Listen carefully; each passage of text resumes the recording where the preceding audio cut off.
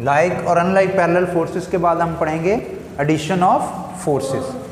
तो ये भी फोर्सेस के वाले से एक हम टर्मिनोलॉजी कह लें या हम एक उसकी प्रॉपर्टी पढ़ने लगे। तो मैंने साथ में लिखा हुआ वेक्टर्स, आपकी बुक में नहीं लिखा हुआ, ठीक है। तो एडिशन ऑफ फोर्सेस या एडिशन ऑफ वेक्टर्स भी आप इसे बोल सकते हैं। क्या मतलब कि फोर्स भी एक वेक्टर है, तो एडिशन ऑफ फोर्सेस बोल लें या एडिशन ऑफ वेक्टर बोल लें, जितनी भी वेक्टर क्वांटिटीज होंगी हम उसको इसी मेथड से ऐड करेंगे। तो बार बार ये जिक्र हो ही चुका कि ये वेक्टर क्वांटिटी है। तो सेकंड चैप्टर में हमने पढ़ा था स्केलर और वेक्टर एक जैसी नहीं होती हैं। स्केलर और वेक्टर दोनों मैग्नीट्यूड रखती हैं, लेकिन वेक्टर में एक एक्स्ट्रा चीज़ क्या होती है, डायरेक्शन। तो इसलिए वेक्टर क्वांटिटीज़ को हम आम अरिथमेटिक मेथड के ज़रिए ऐड नहीं कर सकते, ना सब्ट्रैक्ट कर सकते, ठीक है, ना मल्टीप्लिकेशन इनकी सिंपल स्केलर क्वांटिटीज़ की है। तो जब मैं लाइन के फॉर्म में लिख दूं वेक्टर या फोर्स,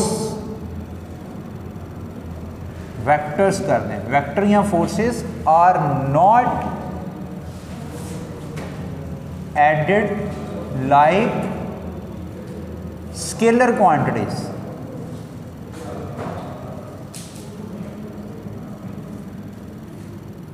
ठीक है, हम स्केलर क्वांटिटीज की जगह तरह वेक्टर्स को ऐड नहीं कर सकते। स्केलर क्वांटिटीज को ऐड करने के लिए हमारे पास जो मेथड है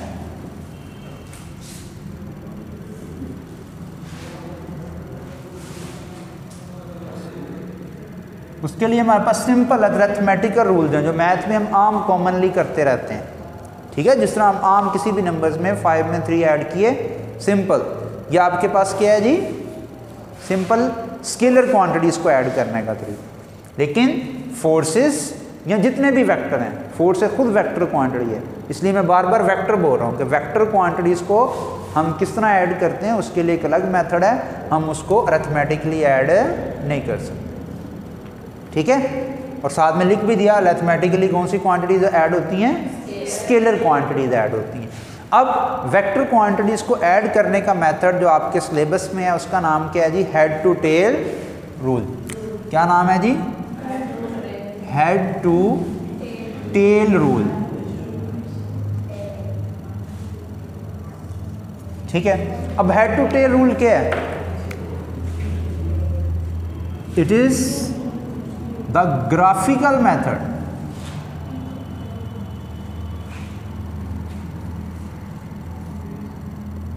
for the addition of vector quantities, कि वेक्टर क्वांटिटीज को ऐड करने का जो ग्राफिकल मेथड है उसे हम क्या बोलते हैं, हेड टू टेल रूल्स, ठीक है। उसके कुछ पॉइंट हैं या वो मेथड है, वो मेथड किस तरह आप देखते हैं, एग्जाम्पल भी साथ हम करते जाएंगे, ठीक है। तो वेक्टर क्वांटिटीज जिनको ऐड करना है उसके लिए हमें पहले क्या बनाना पड़ेगा, एक सूटेबल स्केल बनाना पड़ेगा, जिसकी मैं सिर्फ इतना सा पॉइंट दे देता हूं, suitable scale consider for vector quantities. Vector quantities के लिए हमने क्या करना है, एक सूटेबल स्केल बनाना है। सूटेबल स्केल का क्या मतलब, यहाँ पर मैं आपको बता देता हूँ कि मिसाल के तौर पर अब फोर्स है, फोर्स होगी न्यूटन में, और ग्राफ के अंदर आपने लास्ट टाइम देखा होगा जब हमने पिछले चैप्टर में पढ़ा, तो ग्राफ के अंदर तो आप इस तरह वेक्टर को शो करते हैं, इस तरह करके वेक्टर शो कर दिया। अब उसके अंदर हमने पढ़ा था कि जो वेक्टर की लेंथ होती है वो आपके पास किसी क्वांटिटी का मैग्नीट्यूड बताती है। अब लेंथ का मतलब मीटर होगा या सेंटीमीटर उसका यूनिट, और अगर मैंने ए वेक्टर को फोर्स कहना है तो फोर्स का यूनिट है न्यूटन, तो न्यूटन और सेंटीमीटर के आपस में बराबर है नहीं। हम उसको बराबर करने के लिए खुद से एक सूटेबल स्केल बनाते हैं, कोई स्टैंडर्ड नहीं है, हम खुद से स्टैंडर्ड बनाएंगे। क्या स्केल बनाएंगे, मिसाल के तौर पर ये अगर आपके पास 5 सेंटीमीटर है तो मैं स्केल बना लेता हूँ कि मेरी जो 10 न्यूटन की फोर्स होगी उसको मैं ग्राफ के अंदर क्या करूँगा, 1 सेंटीमीटर से शो करूँगा।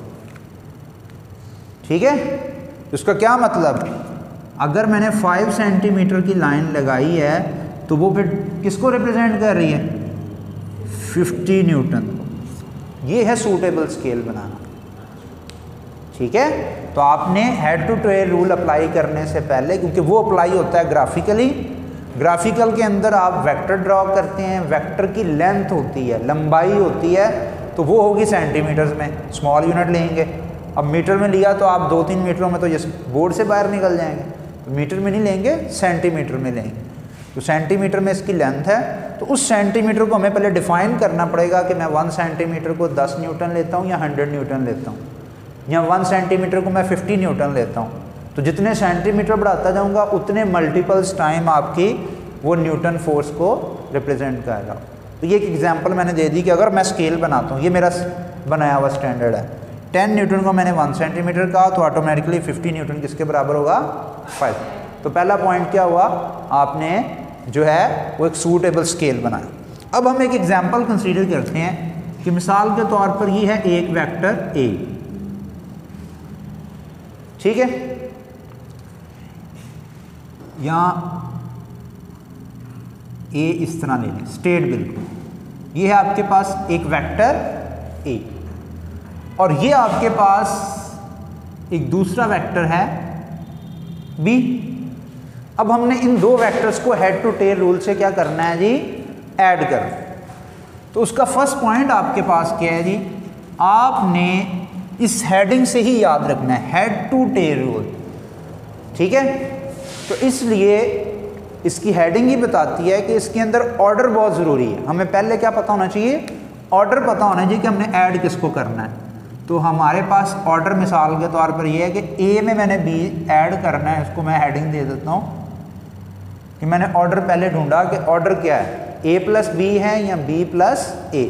ऑर्डर मतलब तरतीब, किस तरह ऐड करना है, ए में बी को ऐड करना है या बी प्लस ए, बी में ए को ऐड कर। तो सबसे पहले ये होना चाहिए। अब देखें, इन दो वर्ड्स को अप्लाई करना है इन दो के ऊपर, पहले का हेड, दूसरे की टेल। ठीक है, हेड टू टेल। इसीलिए मैंने कहा ऑर्डर बहुत ज़रूरी है, आपको पहले पता हो। हेड पहले आ रहा है तो फर्स्ट वेक्टर का क्या होना चाहिए, हेड। उसको कंसाइड करना है, उसको आपने मिलाना है किसके साथ, सेकंड के टेल के साथ। तो यहाँ पर ड्रॉ करते हैं, ये आपके पास है जी फर्स्ट वेक्टर ए।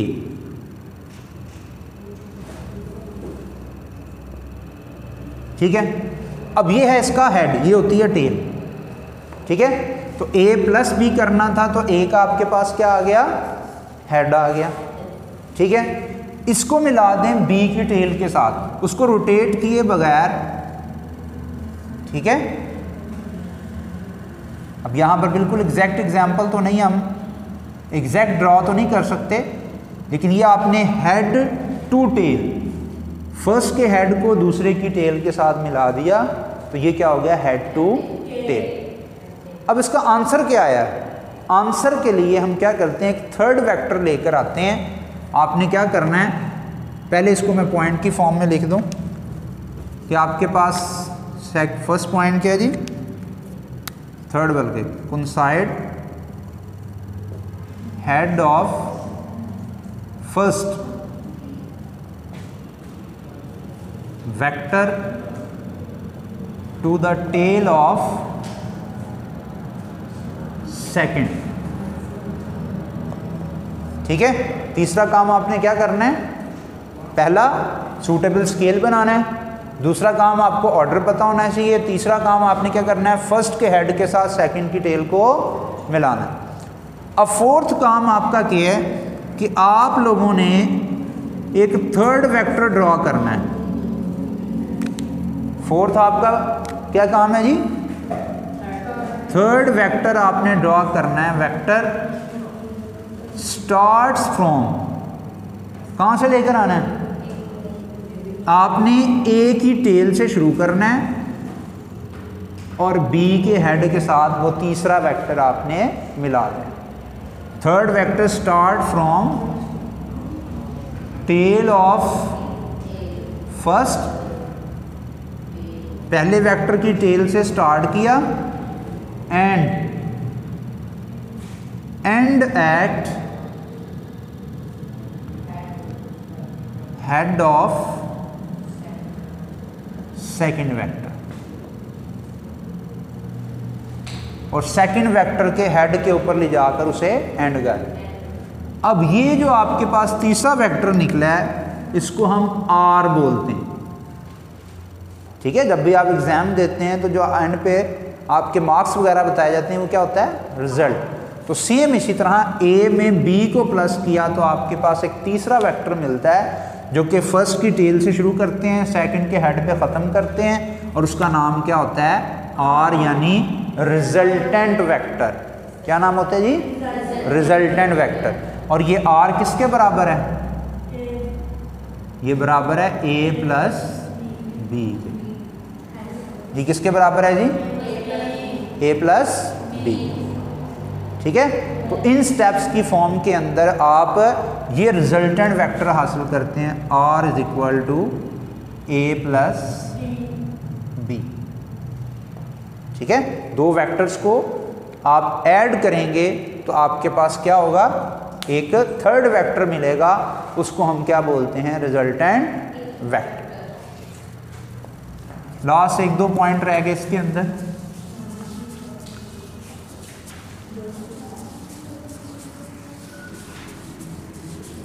वो एग्जाम्पल कंप्लीट हो गई वहां। अब देखें कोई आपको कहता है जी आपके पास ऑर्डर किया है B plus A,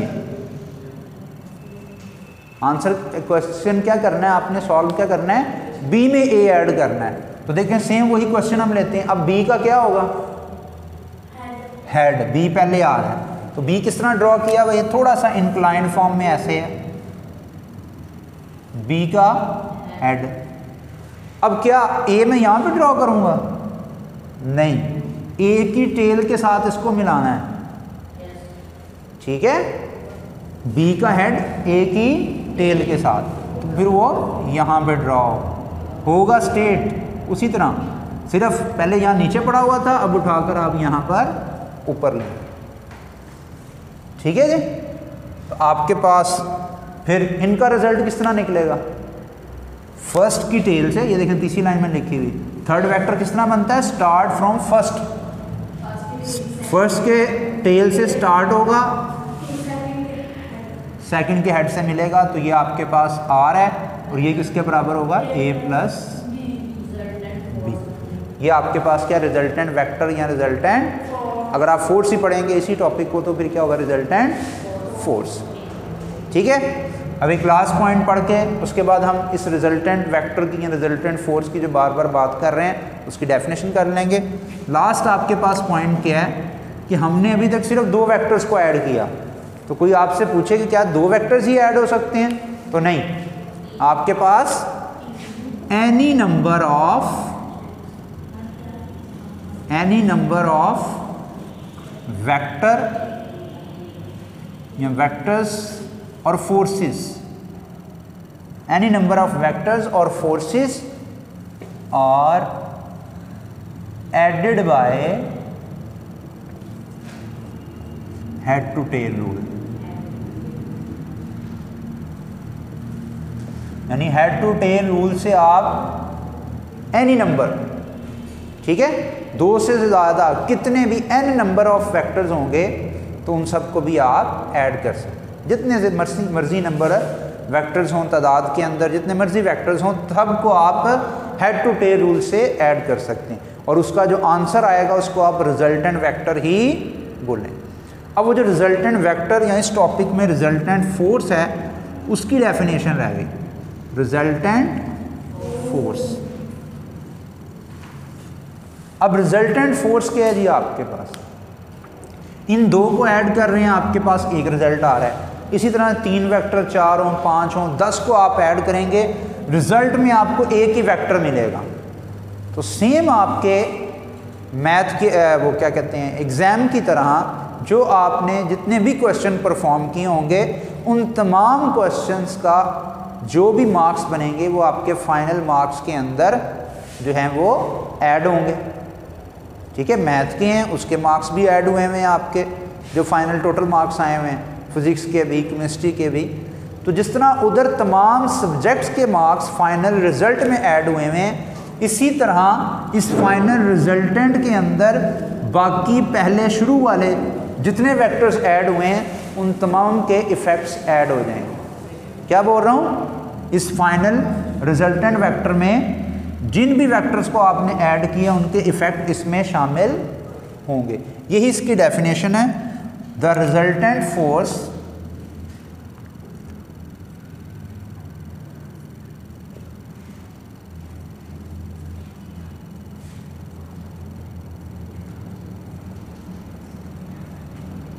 is a single force. ये भी एक अहम पॉइंट है कि रिजल्ट एक ही होगा, चाहे आप 5 को ऐड करें और चाहे 15 को ऐड करें।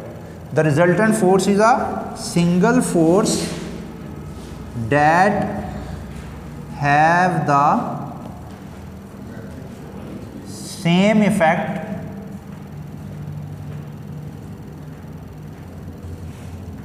as the combined effect of all forces